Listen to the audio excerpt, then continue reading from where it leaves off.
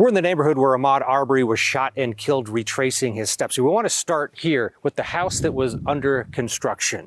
The video from inside the home shows that Ahmaud looks around but doesn't take anything.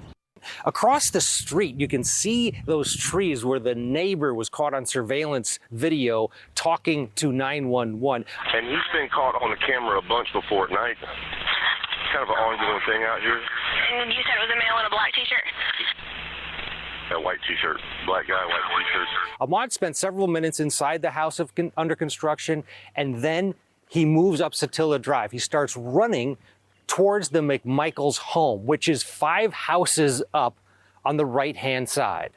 This is the McMichaels house they were renting. At the time Ahmaud was running by, Greg McMichael was in the front yard cleaning some boat cushions. And what you notice is how small this yard is and how close Ahmaud and Greg were as he was running by. After he runs by, Greg goes into the house, gets Travis, they both get their guns and jump into their pickup trucks as Ahmaud continues to run down the street. We don't know whether or not he realized that he was going to be chased. Greg McMichael arms himself with a Smith & Wesson 6.86 .357 Magnum revolver.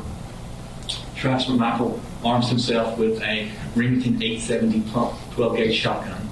Ahmaud continues down Satilla Drive. He runs past Holmes Road and heads down to the next street, which is Burford Road. Satilla is a dead end here, so his only choice really is to go towards Burford.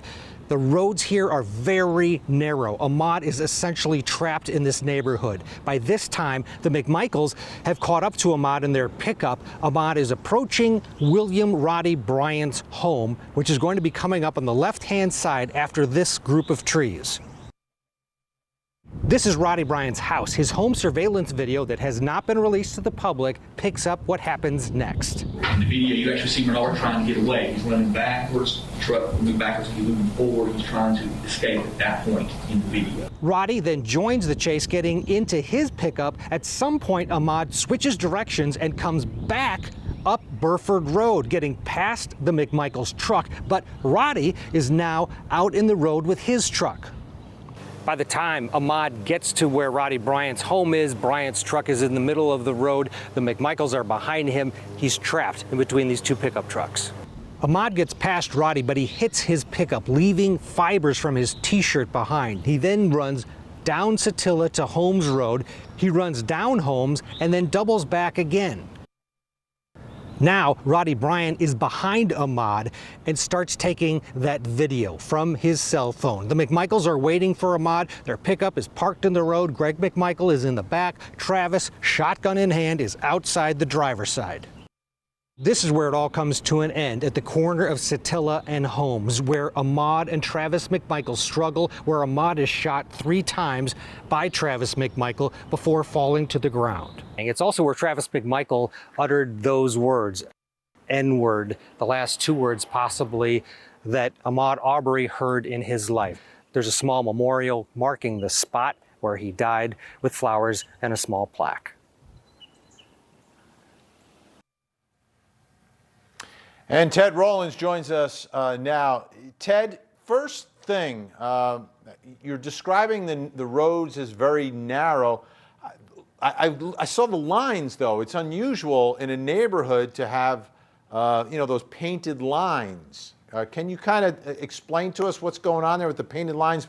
But yet you say it is narrow. Yeah, I mean, it's 2-way traffic technically, but it's a narrow street. And what's also when you get there, it's so safe and quiet, and it's boxed in. It's boxed in by Mother Nature as well. There's a canal, basically a waterway that runs one way. There's a highway that it basically is on the other side. Ahmaud Arbery didn't have anywhere to go except for on these different streets, and you can just imagine when you're there what he must have been thinking with a pickup truck behind him. And then now another pickup truck is pursuing him. He's running back and forth, up and down Satilla, Holmes. It's just heartbreaking when you're there because it is a lot small. It feels a lot smaller when you're out there. I couldn't help but notice when you were walking past McMichael's home, was the pickup in the driveway? Was that the pickup? No, that's not the pickup. It's another pickup, classic. But that's a silver pickup. The pickup in question was a white one. That was not the pickup. All right. Was there, when you were in the neighborhood, was there anyone there? You know, sometimes you go back to a place and people are tired of the media or they don't want to see you, or maybe they want to talk to you. What was that experience like, going around the neighborhood with the camera? Well, frankly, we were a little concerned going in. As you mentioned, there could be people that are upset, people maybe like-minded with the McMichaels upset. But we found that people there were actually disgusted by the McMichaels, and they did talk to us. Many of the neighbors talked to us, and they are ashamed of what happened in their neighborhood, and they are absolutely not siding with Travis and Gregory McMichael or Roddy Bryan.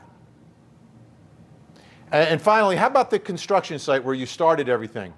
Is that still open? Is that now locked up? Or what is going on over there in that part of the neighborhood? Well, they've made a lot of progress. So where it was completely open before, now they do have it, as you see there, you know, it's almost finished. There was a work crew there when we were there.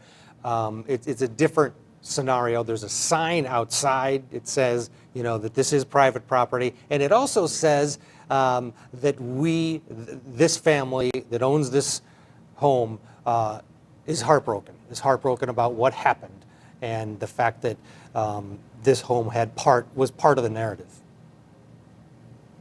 All right, Ted Rollins, great reporting as always. Thanks so much.